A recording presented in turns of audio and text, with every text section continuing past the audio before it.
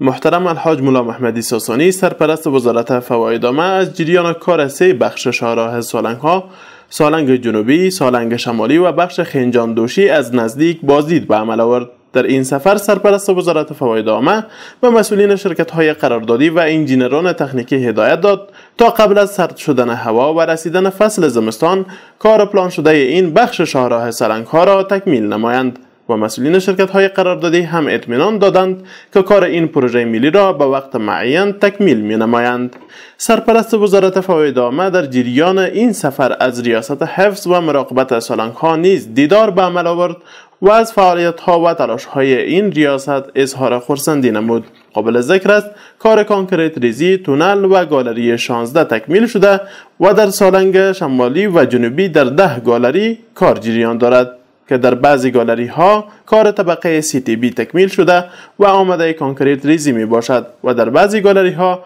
کار سب بیس و فیلتری تکمیل شده و آماده CTB می باشند. همچنان در بخش سوم این شاهراه کار اسفالت ریزی از خنجان به سوی دوشی نیز جریان دارد. قابل ذکر است کار هموارکاری سرک سالنگ شمالی و سالنگ جنوبی از سوی پرسنل و ماشینری ریاست حفظ و مراقبت سالنگ ها به منظور رفت و آمد و آوردن سهولت های ترانسپورتی به هموطنان عزیز انجام شده است.